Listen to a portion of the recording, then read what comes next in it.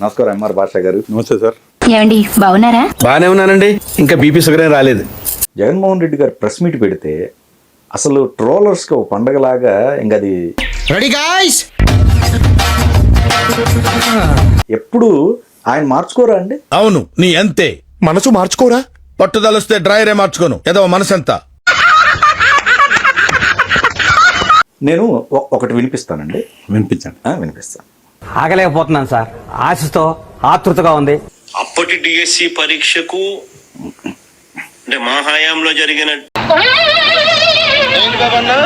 DSC పరీక్షకు పెట్టాడా? ఇప్పటి డిఎస్సి పరీక్షకు ఇది ఎప్పుడు పెట్టారు? జస్ట్ ఇప్పుడే పెట్టాం సార్. ఇప్పుడు అదేనండి ఏపీఎస్సిని డిఎస్సిని చూడండి. ఏపీఎస్సీనే డిఎస్సి ఏపీఎస్సి అప్పుడు ఏపీఎస్సి ఇప్పుడు ఏపీఎస్సికి ఏమిటండి మీరు మాట్లాడేది? పబ్లిక్ సర్వీస్ కమిషనే కదా, పరిధిలోకి వస్తాయి కదా. దాన్ని నాకేమైనా అయిపోతుందా, నా కుటుంబం ఏమైపోద్ది అనే ఆలోచన కూడా ఉంది. ఏది ఇది వింటేనే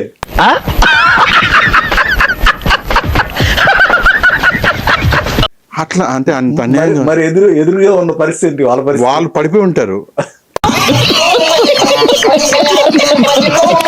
ఎవరు కరెక్ట్ చేశారో నిజంగా కరెక్ట్ చేసినోడు దేవుడు అండి. ఎందుకంటే భజన బ్యాచ్ అంటాం మనం. ఓకే. ఇప్పుడు ఎవడో భజన బ్యాచ్ లో కొత్తగా వచ్చాడు అనుకుంటా, చదువుకున్నాడు. లేదయ్యా మీరు డిఎస్సి ఎప్పుడు ఇవ్వలేదండి అని కరెక్ట్ చేసాడు. కరెక్ట్ చేసి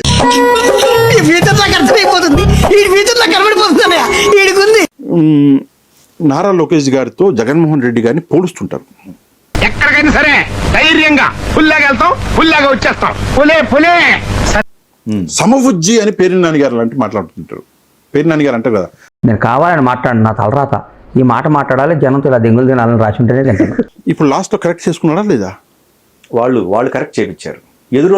ఎదురు కూర్చున్న వాళ్ళు ఎవరైతే ఉన్నారో వాళ్ళు కరెక్ట్ చేయించారు. అది కాదండి అని అంటే అప్పుడు కరెక్ట్ చేస్తారు.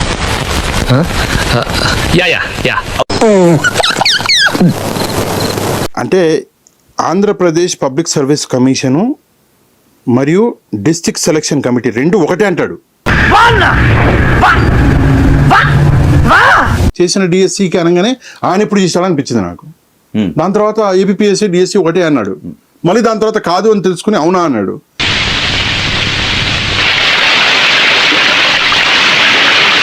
ఇది ఎట్లుందంటే కామన్ కూడా సీడ్ యాక్సెస్ రూట్ అంటే ఏంటి, సీడ్లు ఉంటాయన్నట్టుగా ఉంది ఇది. ఈ మాత్రం దానికి ఇంత షాక్ అవుతాడేంట్రా? ఇలాంటివి మా దగ్గర చాలా ఉన్నాయి. నా గురించి చెప్పలేదా బాబుకి? ఏమో సార్, నాకు నా గుండెకాయ చిన్నది సార్, నిజం చెప్తున్నా, మీరేమనుకోద్దు. ఒకసారి వినండి. నేను ఇవన్నీ తట్టుకోలేక నేను పోతానేమో అనిపిస్తుంది. కంట్రోల్ ఎవరు సార్? వాడు పాపాను వాడు చేసిన పాపాలకి నేను పోయేటట్టున్నాను సార్. ఇప్పుడు ఒక మాట అన్నారు ఆయన, రెండు కూడా పబ్లిక్ సర్వీసే కదా. ఒకటే అన్నాడు. ఏం కాదు, రెండు ఒకటే. బీటలు వారిందని తాజ్ మహల్ ని, చెదలు పట్టిందని చార్మినార్ ని చూడటం మానేస్తావా? మాట్లాడరే మనం ఇది అంతే.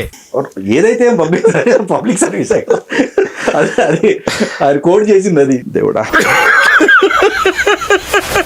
దన్ను అని ఈయనని సార్ ఏపీఎస్సిలో ఏమేమి పోస్టులు ఉంటాయి సార్ అడగాలి.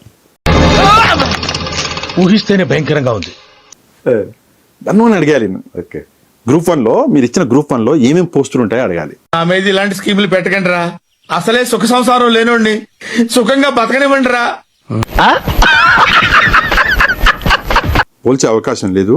లోకేష్ గారు స్టాన్ఫర్డ్ లో చదువుకున్నటువంటి ఒక ఎడ్యుకేటెడ్, ఈయన కూడా గ్రాడ్యుయేషన్ చేశారులేండి, అది వేరు. కానీ ఏం చదివా? 10th fail. నేను పాస్. 10th 6th. ఇప్పుడు ఏముందంటే 5 ఏళ్ళు సంసారం చేసేసి 5 ఏళ్ల తర్వాత నేను చేశాను లేదో జరిపానో లేదో అని కూడా ఆయనకి అర్థం కావట్లేదు, ఆయనకి తెలవట్లేదు. అంటే ఎంతగా ఇతరుల మీద ఆధారపడిపోయి బతుకుతున్నాడో ఆయన ఇక్కడ అర్థమవుతుంది. ఎలా ఉందిరా? షేక్ షేక్ షేక్ ఆడిస్తాను రా. ఇప్పుడు మీకు ఎప్పుడన్నా ప్రెస్ మీట్ లో కూడా ఎవరన్నా వేరే వాళ్ళు ఏదైనా క్వశ్చన్ అడిగితే సమాధానం చెప్పరు ఆయన. మీరు అడిగే వాటికి నేను సమాధానం చెప్పను. నేను చెప్పాలనుకున్నదే చెప్తాను. పెద్ద నేనైతే చేయగలిగింది ఏమీ లేదు. అయితే